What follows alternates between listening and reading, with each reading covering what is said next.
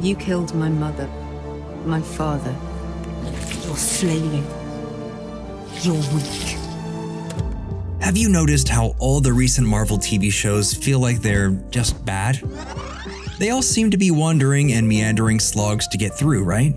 Well, that might be because, for the last few years, the behind the scenes of Marvel television has been nothing short of a mess. But hey, before we get too deep into today's episode, please be sure to like, comment, and subscribe to Nerdstalgic for more videos just like this one. For close to a decade, the MCU dominated the box office and the movie-going public's hearts. Then, things started to falter. Now, we're living under what feels like a near avalanche of film and TV projects set inside the Marvel Cinematic Universe. Some of these stories have been great, but the overwhelming majority of the post-in-game fare have been uneven, to say the least. The lack of quality surrounding these projects, and specifically the MCU's TV shows, have poured jet fuel on growing feelings of resentment and restlessness with Marvel fans. This is a mess. None of these storylines make any sense. So is this the end of the MCU as we know it? No, not in the slightest. In fact, Marvel brass is very aware of the fact that their stranglehold on global culture is slipping, and they're making moves to restructure their TV production pipeline as we speak.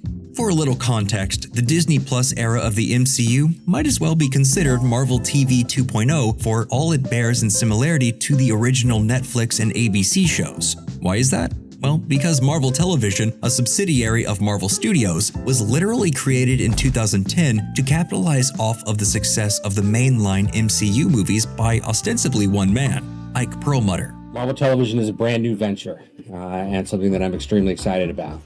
He pushed the creation of a TV division through over the objections of Kevin Feige, who was worried about this exact problem, a watering down of the brand. TV and film are two separate beasts and move at completely different paces. Maintaining a cohesive universe of stories where there are two different rates of churn is an almost impossible task, which is why the Inhumans, Agent Carter, the Agents of S.H.I.E.L.D., as well as the Netflix shows like Jessica Jones, Daredevil, and The Defenders were kinda kept off in their own little circle. Continuity really only flowed one way, from the movies to the shows, never the other way around. I'm sorry, this is a mistake. I gotta go. Hey, where? I can't be a part of this. If you ask me, you already are. Due to the resounding success of Endgame, Feige was handed the reins to both the TV and film sides of the MCU.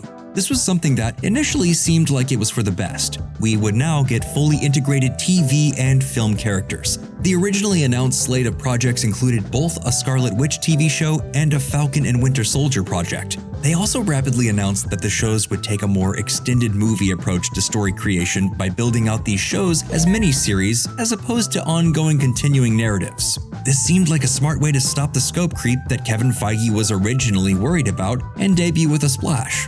Big-name actors, fan-favorite characters, and a production model that seemed both shrewd and sustainable. So you're saying the universe created a sitcom starring two Avengers? It's a working theory. However, too much of a good thing is never good. It quickly became apparent that Disney needed a constant and steady stream of MCU-branded content to keep their newly debuted platform relevant during the early days of the streaming wars. This ultimately resulted in too many shows being greenlit and not enough time or energy going into making sure that these projects actually could stand on their own 2 feet. The most recent releases of the MCU's mixed track record of small-screen adventures is the program Secret Invasion, which received a wildly negative response, and Loki Season 2, which has been more positively received. And yet the same critiques that plague many MCU shows are being proffered about both of these projects. Weird pacing, meandering story, and a general feeling that things are either rushing to a climax or wasting time on stuff no one cares about. What a waste of time.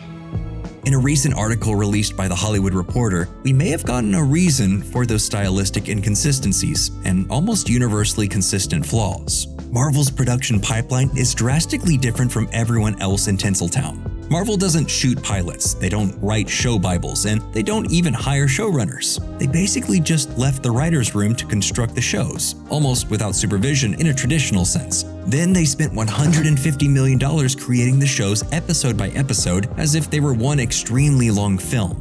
How did they fix things that weren't working, you might ask? Highly expensive rewrites and reshoots, just like you would on a film, not like TV productions are typically handled. I don't understand what's happening.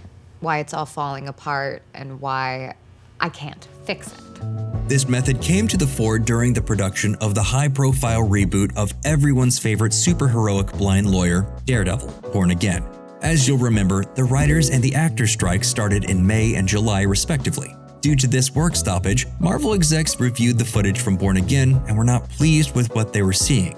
The proposed 18-episode series was intended to be the return of Charlie Cox's beloved incarnation of the demon of Hell's Kitchen to a new plateau of glory. Only, according to sources in the know, he literally didn't put on his costume until episode 4. Supposedly, the first 4 episodes were playing into the exact tropes of what fans were complaining about. Where did you come up with that original idea? Was that from every other superhero story? This, along with the internal discussions, has caused Marvel to upend the way that they've been producing TV. They're completely overhauling it. They're abandoning everything they've shot of Born Again, fired head creators Chris Ord and Matt Corman, and are releasing the directors for the rest of the season from their commitments. From here on out, they're going to be making Bibles, pilots, and shooting in a more traditional TV production method. They're also going to be refocusing on making traditionally structured shows as opposed to miniseries style shows. With that in mind, they brought in a new head writer and showrunner for Daredevil, Dario Scardapane, a former journalist and former showrunner of NBC's Trauma and FX's The Bridge. On the surface, this pivot might seem like a drastic solution to a bizarrely ethereal problem, and yet, it's one that bodes well for the MCU. Maybe they can stop trying to reinvent the wheel and focus on making stories that aren't worried about filling in the gaps in between movies and instead have an actual internal narrative engine all their own.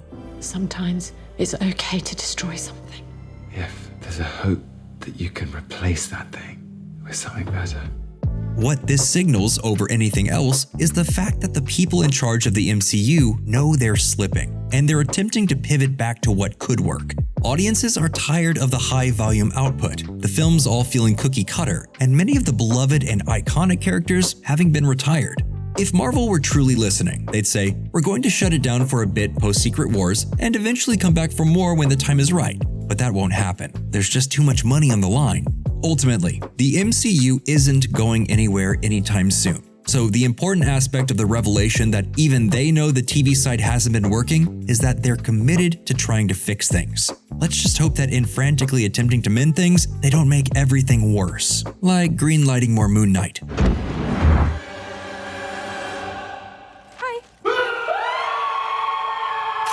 And well, that's all we have for this episode. What do you think? Should the MCU shows be slowed down? Should we petition Kevin Feige to include Stiltman in the newly retooled Born Again? Let us know in the comments below, and as always, please be sure to like, comment, and subscribe for more Nerdstalgic videos just like this.